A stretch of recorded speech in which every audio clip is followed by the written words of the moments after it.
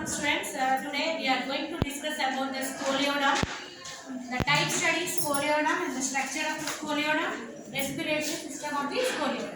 Okay. So let us see the classification of scoliodon. Scoliodon belongs to phylum Chordata, subphylum Vertebrata, and superclass species. And class Chondrichthyes, subclass Selaci, genus Scoliodon, species Soraco. Scoliodon also called as a dogfish. So it is a super fastest swimmer and it is a carnivorous and completely exclusively marine animal. Okay, so it also called as Indian dogfish or Indian shark.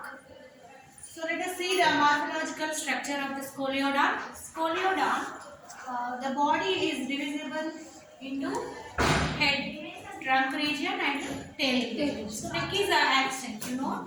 So the body dorsally and ventrally compressed at head region and dorsolaterally compressed and dorsolaterally the body skin contains that dark greyish color and ventral side it is white in color.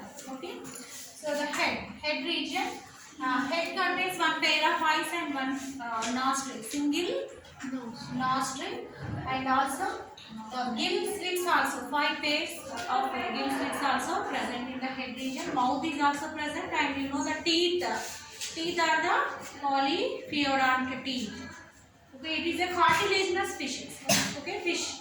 And trunk region, which starts with behind the gill slits and near the tail region. So the trunk contains fins. So what are the fins? Paired fins and unpaired fins are present.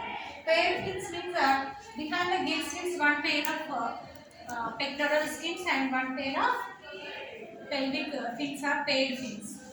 Right. Unpaired fins also present. Anterior dorsal fin, the first dorsal fin, and this is the second dorsal fin. And next pelvic fins and ventral fins and caudal fins. So these are all present at the ventral side. So unpaired fins are the dorsal, ventral, caudal.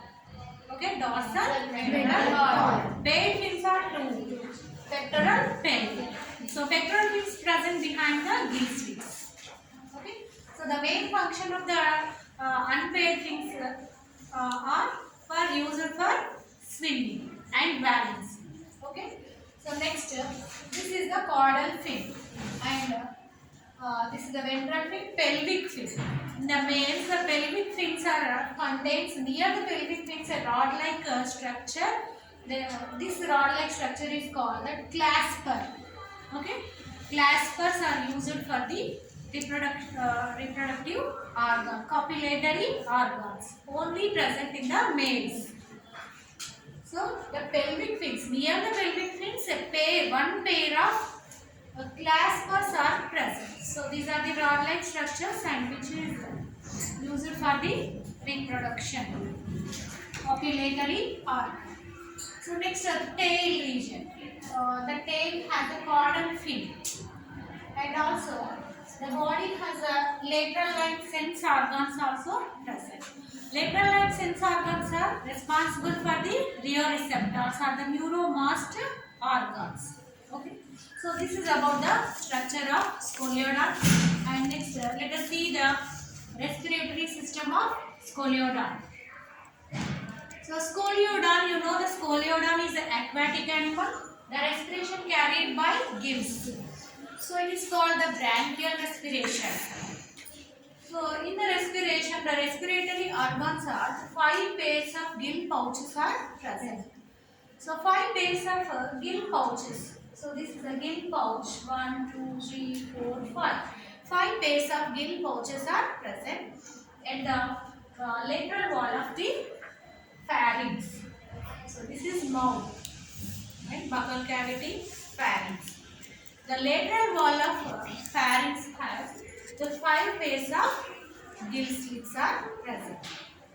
So these are the gill slits. Okay, gill slits opens into the pharynx to the inner branchial opening. So this is the interbranchial opening.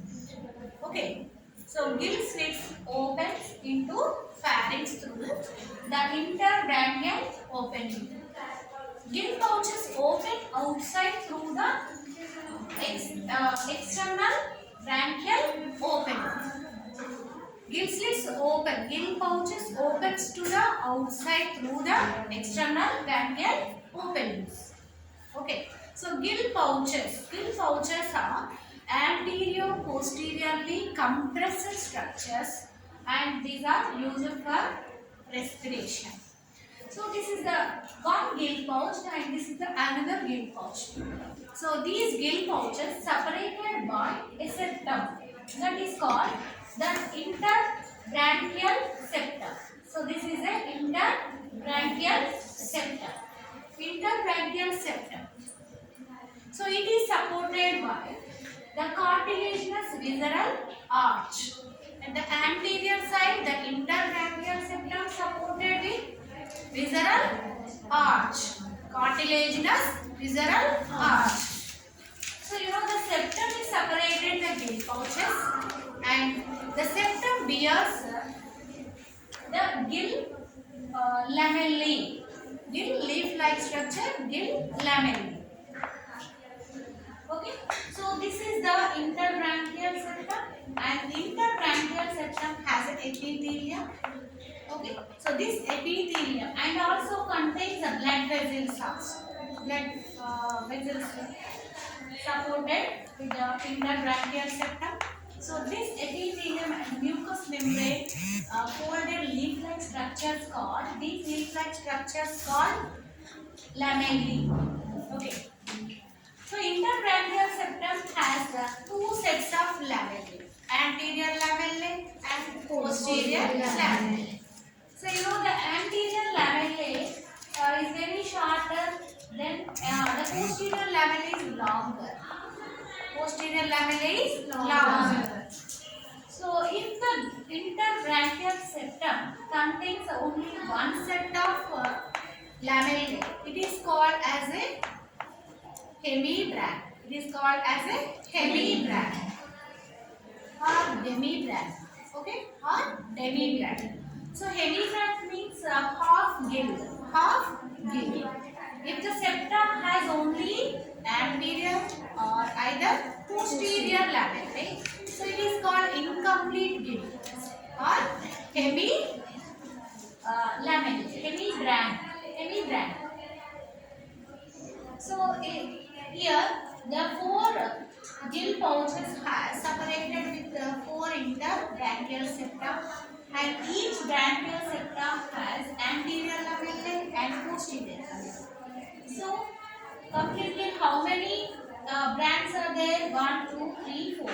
Because these four lamellae are the completely hollow brands. These gill slits are hollow brands. Hollow brand means the interbranchial septum has two sets of gill lamellae, so they are called the hollow brand. If only one set of lamellae, it is called hemibrand. If the branchial septum has two sets of lamellae, it is called hollow brand. Okay? So this is the hyoid arch. This is the hyoid arch. The first gill slit. This is the hyoid arch. In front of the hyoid arch, the first gill lamellae is present. So there is no lamellae, only the oval pit is present. This is called the spiracle. Spiracle. Okay. So in some elasmobranchs, these spiracle contains some lamellae. Few lamellae are present. So it is called pseudobrand. Pseudobrand. And it present behind the eye. This is called spiracle. So there is no exterior opening and there is no gill lamellae. Normally the spiracle has no gill lamellae, no exterior opening. But in some elasmobranchs, the spiracle has few lamellae. So it is called as a pseudobrand. Pseudobrand. The first is A because there is no gill lamellae. The first branch is called A branch because there is no lamellae. Okay, and second, third, fourth, so it is a fifth. The last one does not have any lamella. So completely the four complete holograms are present here. Okay, so these are the gill pouches. This is the opening of gill slit, and these are the lamellae. Lamellae. Leaf-like molded structures are called lamellae. Okay, lamellae. The gill pouches opens into the pouches through the interbranchial opening. Outside through external, so branchial aperture or opening. Okay, so there is two openings. Interbranchial opening. So in outer side, external branchial aperture. Two apertures are there. So this is about the structure of respiratory system. And now let us see the mechanism of respiration. How the mechanism takes place. First, the respiration is carried by the contraction and the relaxation of some type of muscles. The contraction and the relaxation of the hypoglossal muscle. During the contraction of hypoglossal muscle, what happens? That the buccal cavity will be lowered. Buccal cavity is lowered. Okay. So, and the mouth opens and the water will be entered to the mouth and buccal cavity, and the visceral arches expand. So the water will be entered to the pharynx. Okay. So this is about the contraction of the hypoglossal muscle. So during next the gill slits are the water prevented by the gill slits by the anterior fold of skin of the gill slits. Okay, so whenever the relaxation of the hypoglossal muscle, what happens?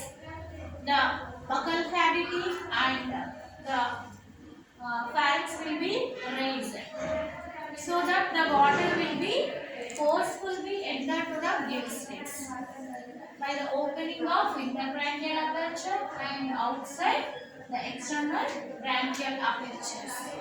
So two apertures are opened and water will be forcefully enter through the gill slits. Whenever the water will be forcefully enter to the gill pouches, what happens? It will be flow on the gill slits. Gill lamellae. So you know the lamellae contains some type of blood vessels are there. So the lamellae contains always the blood flows towards the base of the lamellae, but the water flows opposite direction. Okay, the blood flows to the base of towards the base of the lamellae, but the water will be flows opposite direction. So there is opposite direction will be created and counter current mechanism will be created. Blood flows one direction and the water flows another direction. There is a counter current mechanism is created. Why the counter current mechanism is created? Whenever the oxygen will be present by the water, it will be diffuses into the water, and the CO2, whatever the CO2 present in the blood, it will be diffuses into the water. Okay. The oxygen present in the water will be diffuses into the blood, and the CO2 will be diffuses into the water.